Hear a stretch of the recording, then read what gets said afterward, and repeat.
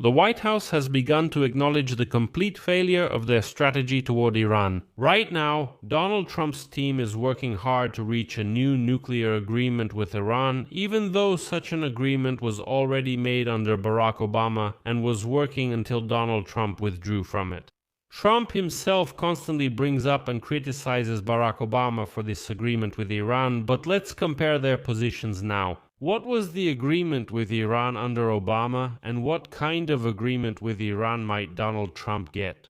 And is it really better for the US and the whole world than the one that existed under Obama?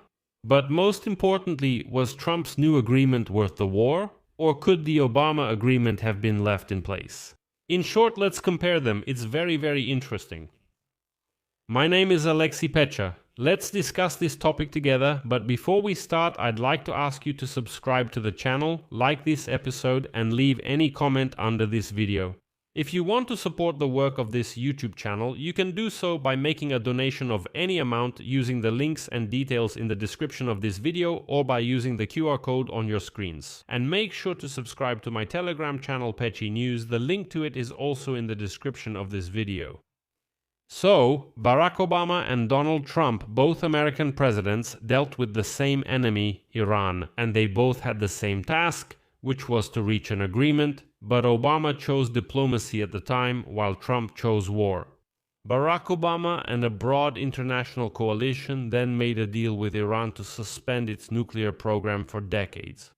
Although not everyone liked it, especially Israel and Prime Minister Netanyahu, who believed that it was actually an advantage. Donald Trump, years after he broke Obama's deal and became disappointed with the negotiations for a new nuclear agreement, joined forces with Israel and started a war. But unlike Obama, Trump didn't consult with allies in Europe and the Middle East at all. They found out about the war after the fact. However, the war did not go exactly according to Trump's plan. The US and Israel achieved their goals by weakening the Iranian army as well as its navy and missile capabilities. But Iran's nuclear materials still remain in the country, and the Islamic Republic has taken control of the Strait of Hormuz, gaining new leverage over the entire global economy. But in the end, everything came back to negotiations again. Trump rarely talks about Iran without criticizing Barack Obama and the 2015 nuclear deal, officially known as the Joint Comprehensive Plan of Action. With the JCPOA, on March 26 of this year, Trump said, quote, Barack Hussein Obama, what he did when he made the nuclear deal with Iran, gave them freedom, gave them free rein on nuclear weapons. Essentially, he chose Iran over Israel and other countries that didn't want this. On April 6, Trump repeated exactly the same narrative, saying that Obama made a nuclear agreement that was beneficial to Iran but absolutely not beneficial to Israel. Trump also likes to talk about how, when Obama's deal was signed, the US sent a plane with a large sum of cash to Iran. It was $400 million in cash. That really happened, but it was Iran's money, previously frozen in the West. Trump presented it as if the Obama administration sent $400 million in cash in suitcases to the Iranians for signing the deal. Trump claimed that Iran was able to earn billions from oil sales, and Trump also likes to blame Obama for this. But all of this may ultimately be insignificant compared to the fees that Iran might demand to end the war. These new funds may include fees charged to ships for passing through the Strait of Hormuz, money from unfrozen assets, and of course revenue from lifted sanctions. And let me remind you, Donald Trump, who criticized Obama so much for lifting sanctions on Iran, has already lifted sanctions on Iranian oil as part of the war. As part of the war, not before, not after, but during the war. But what was in Obama's deal with Iran?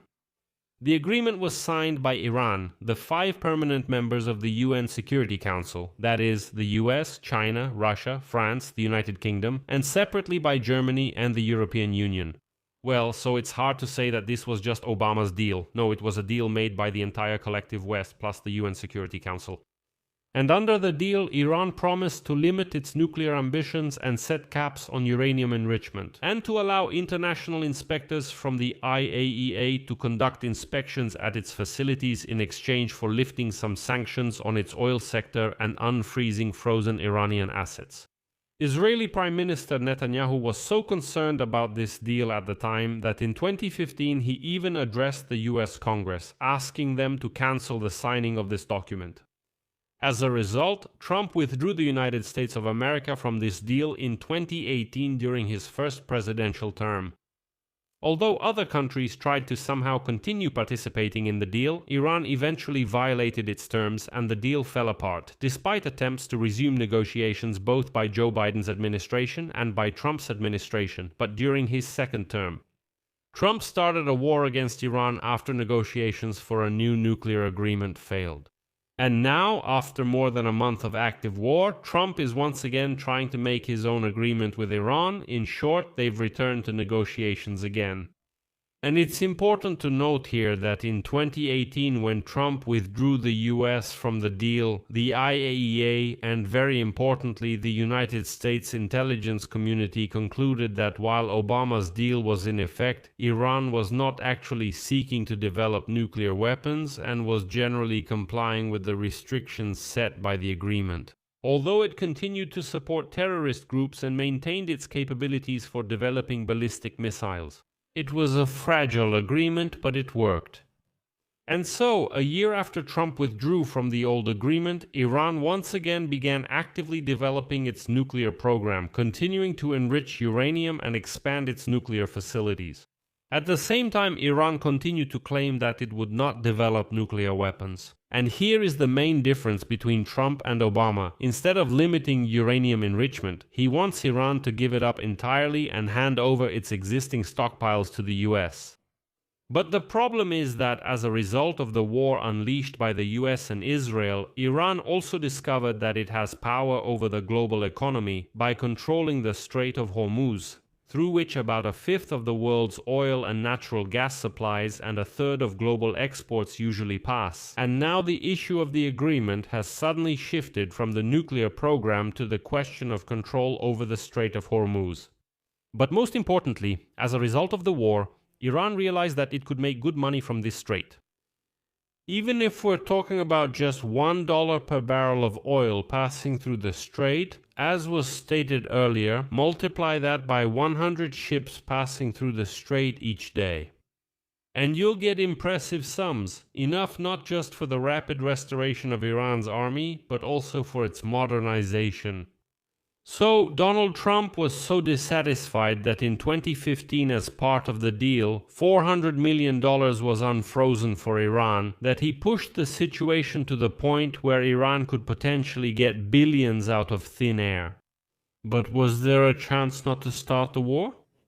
In fact, no one really knows this except for the participants in the negotiations.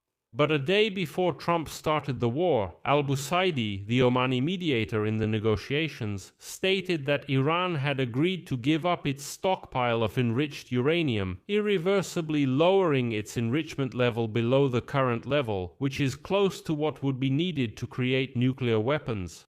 Iran was reportedly ready to make concessions. He said, okay, right now we're enriching up to 60%, we'll lower that threshold, we won't enrich as much, and the uranium that's already enriched to 60%. Okay, you can take it, but overall, we don't want to give up the idea of enrichment. We'll reduce the level, let the IAEA inspect, and more. But here's an interesting thought. The same Omani official and some other officials later said that Donald Trump's envoy, Stephen Witkoff, stated that Iran believes it has an inalienable right to enrichment and therefore is not making any concessions. So that's how they perceived it. And now some experts are wondering whether Stephen Witkoff actually understood what specific concessions Iran was willing to make. Since Iran allegedly agreed to lower the level of enrichment in order to move even further away from creating nuclear weapons. But Witkoff might have believed that the very fact of enrichment is already a path to a nuclear bomb, but that's not the case at all. What's more, a lot of countries in the world enrich uranium. Well, because it's needed for power plants to operate, and that's pretty obvious. and Iran agreed to significantly lower the threshold and let the enriched uranium be taken away. But experts suggest that Witkoff didn't understand what was being discussed. And so, after 40 days of war, the regime in Tehran still says the same thing. Iran has the legal right to enrich uranium for an energy program that does not involve the creation of nuclear weapons.